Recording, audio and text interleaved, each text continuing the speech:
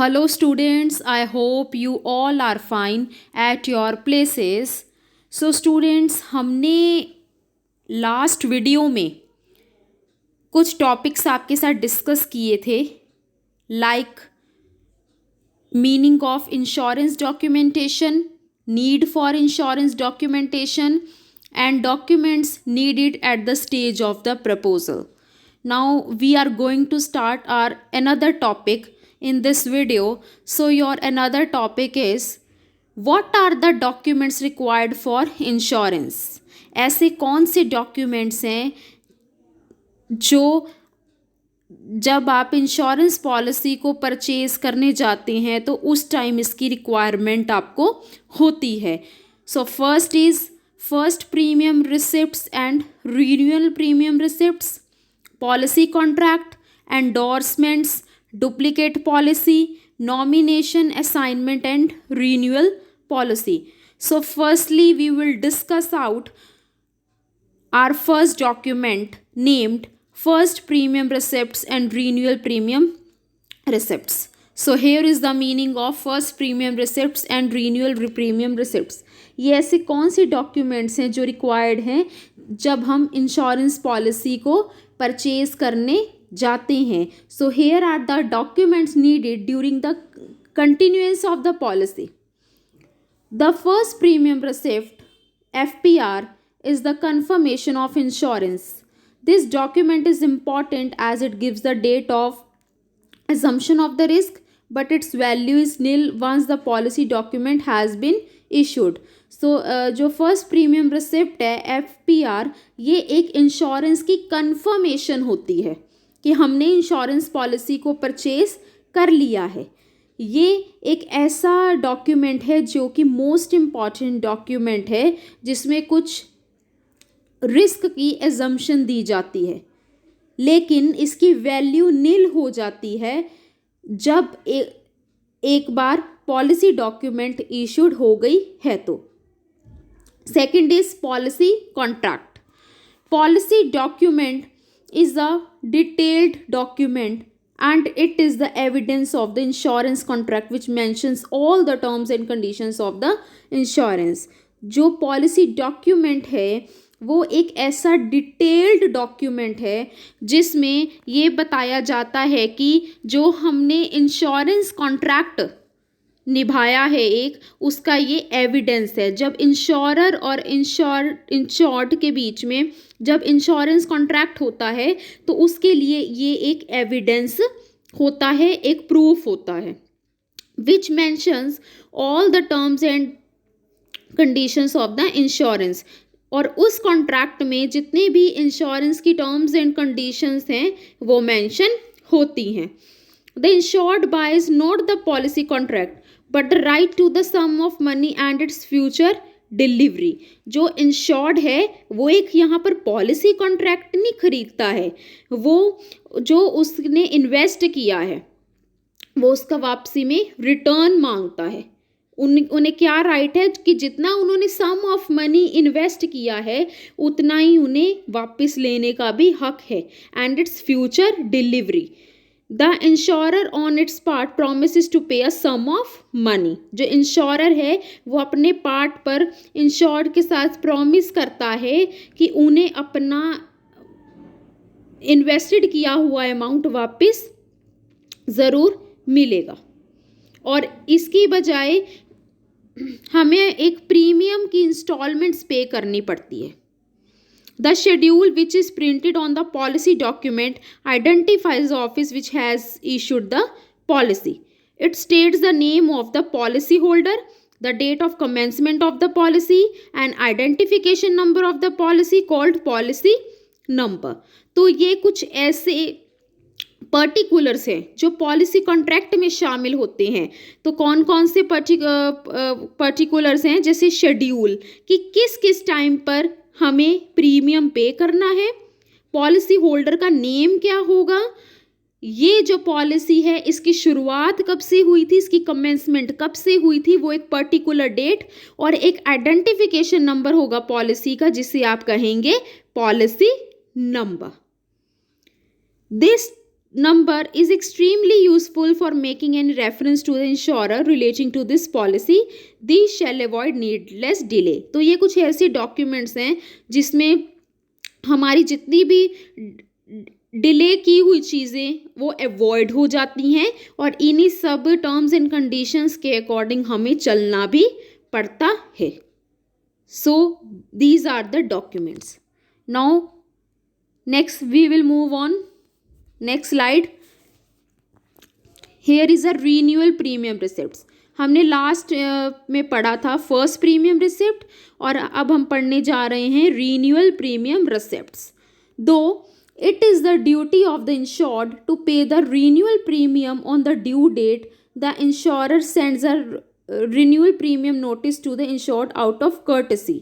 जब ये insurer insured को सेंड करता है एक रीन्यूअल प्रीमियम नोटिस होता है तो ये इंश्योर्ड की ड्यूटी बनती है कि जितना भी रीन्यूअल प्रीमियम है उन्हें कंपनी में आके पे करें. यहाँ पे है क्या है, प्रीमियम रिसिप्ट है ये, जब हम प्रीमियम पे करते हैं. The end on receiving the premium issues a renewal premium receipt. और जब हम कंपनी को प्रीमियम पे कर देते हैं मीन्स एक तरह जो इंस्टॉलमेंट पे कर देते हैं तो हमें एक वापसी में क्या मिल जाती है, रीन्यूअल प्रीमियम रिसिप्ट होती है जो इस बात का सबूत होती है कि हमने कंपनी को रीन्यूअल प्रीमियम रिसिप्ट पे जो रीन्यूअल प्रीमियम है वो पे कर दी है और उसकी बजाय हमारे पास प्रूफ आ गया है एक रिसिप्ट की फॉर्म में, which is an important document and has to be preserved as is the only documentary proof that the due payment has been made. तो ये बात का प्रूफ होती है कि जितनी भी हमारी तरफ से जितनी भी कस्टमर की तरफ से ड्यू पेमेंट है वो दे दी गई है. तो ये क्या हुआ, renewal premium receipt. Then endorsement. Next हम आते हैं एंडोर्समेंट पे.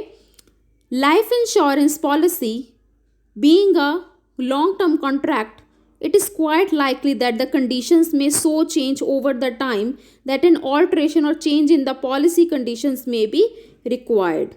देखिए अब कुछ ऐसे भी लॉन्ग टर्म कॉन्ट्रैक्ट होते हैं जैसे लाइफ इंश्योरेंस पॉलिसी क्या होता है, लॉन्ग टर्म कॉन्ट्रैक्ट होता है, ठीक है. और उसके अकॉर्डिंग अगर कोई भी कंडीशन, अगर लाइफ इंश्योरेंस पॉलिसी में कोई भी कंडीशन टाइम के साथ चेंज होती है तो वो चेंज हो जानी चाहिए क्योंकि उस टाइम की वो रिक्वायरमेंट मानी जाती है. The insurers normally permit such changes which are in the interest of the policy holder. जो इंश्योरर है इन चेंजेस को परमिट कर देते हैं क्योंकि उनको पॉलिसी होल्डर्स के हित में काम करना होता है कि ताकि वो अपनी रेप्यूटेशन और गुडविल को इंक्रीज कर सकें. And also simultaneously do not adversely affect the insurer interest. और साइड बाय साइड जो इंश्योरर्स का इंटरेस्ट है वो भी इफेक्ट नहीं होता है. So this is endorsement. Now we will move on the next slide. So here is the duplicate policy.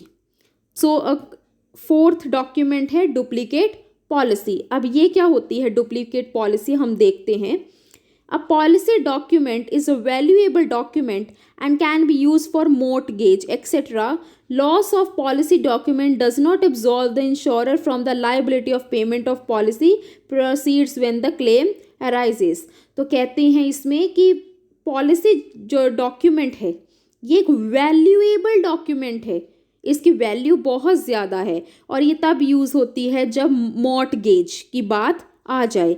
अगर हम पॉलिसी डॉक्यूमेंट को लूज़ कर देंगे मीन्स अगर ये कहीं पॉलिसी डॉक्यूमेंट कहीं भी मिसप्लेस हो जाता है तो जो भी लाइबल माना जाएगा वो एक कस्टमर माना जाएगा अगर किसी भी तरह का क्लेम उस पर अराइज होता है तो इसलिए हम शुरू से पढ़ते आ रहे हैं कि इंश्योरेंस के रिगार्डिंग जितने भी डॉक्यूमेंट्स हैं वो हमें संभाल कर रखने चाहिए ताकि अगर कस्टमर के ऊपर किसी भी तरह का क्लेम अराइज हो तो वो उन्हें एक प्रूफ के तौर पर पेश करे. The claim can be settled on the Clements furnishing an indemnity bond jointly with one surety. If a policy is irrevocably lost, a duplicate policy can be issued. तो अगर वैसे इसमें बोला गया है कि अगर पॉलिसी जो है लॉस्ट हो भी जाती है तो उसकी बजाय एक डुप्लीकेट पॉलिसी इशूड की जाती है. After following a certain procedure the insurer satisfy itself of the circumstances leading to loss. तो कई बार हमारे सामने ऐसे सिचुएशंस आ जाती हैं, हमें खुद भी नहीं पता होता कि हमें किस टाइम पर क्या लॉस हो जाए. तो उसकी बजाय अगर एक पॉलिसी लॉस्ट भी हो जाती है तो उसकी बजाय एक डुप्लीकेट पॉलिसी भी इशूड की जाती है. Being so satisfied the insurance insist upon an advertisement in a newspaper, production और of an indemnity bond and payment of policy preparation charges and thereafter duplicate policy is issued. तो जो duplicate policy पे एक stamped लगी होती है तो उसे क्या बोलते हैं, डुप्लीकेट पॉलिसी. नेक्स्ट जो आता है fifth document is nomination. Generally nomination is made at the time of taking a policy. वैसे तो जो नॉमिनेशन है तो उस टाइम ये प्रोसेस किया जाता है जब पॉलिसी लेने का वक्त होता है. In case it is not done, अगर उस टाइम नॉमिनेशन प्रोसेस नहीं चल पाया है, it is possible to make nomination subsequently by an endorsement on the policy. It is also possible to change a nomination subsequently by an endorsement.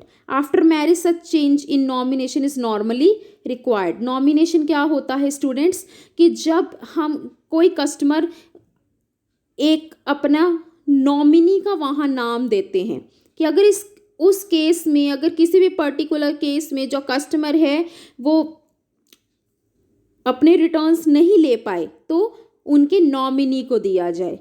तो इसलिए जब nominee भी हमें चेंज करने होते हैं तो उस टाइम पर भी एक पर्टिकुलर प्रोसेस के थ्रू हमें चलना पड़ता है.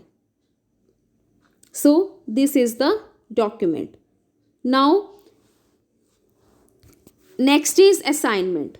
An assignment of a policy in favor of another person or institution can be effected by an endorsement of the policy. Reassignment can also be done by a subsequent endorsement on the same policy, as a nomination is automatically cancelled due to assignment. After reassignment it is necessary to make a fresh nomination. तो इसमें भी यही बोला गया है कि जो reassignment है वो भी एक प्रोसेस है जो हमें चलाना पड़ता है, और जब रीअसाइनमेंट हो जाए तो हम एक फ्रेश नॉमिनेशन कर सकते हैं. लास्ट डॉक्यूमेंट जो हमें पढ़ने को मिलेगा यहाँ, so that is renewal notice. तो हम अब इसका क्या मीनिंग है हम यहाँ पढ़ते हैं. Keeping the policy in force is in the interest of the policy holder and also of the insurer. The insured loses the valuable protection that the life insurance policy ensures. The insurer losses because without the renewal premium coming, the heavy expense which it incurs in the beginning of a policy cannot be compensated. तो इसलिए कुछ renewal के notices भी दिए जाते हैं कि ताकि जो प्रीमियम है वो टाइमली कंपनी के पास पहुंचता रहे. And therefore take all possible actions to reduce policy lapses and if lapse to get the policy revived. तो कुछ ऐसे पॉसिबल एक्शंस भी हमें लेने हैं कि जिससे जो पॉलिसी के लैप्सेस हैं वो कम किए जा सकें, और अगर किसी तरह से लैप्स भी हो जाता है तो उस पॉलिसी को रिवाइव किया जा सके. So these are the documents needed during the continuation of policy. तो पहले जब हमने पढ़े थे documents needed at the stage of the proposal, और ये पढ़े हैं हमने documents needed during the continuation of the policy. So here are the documents required for insurance. So thank you students for watching this video.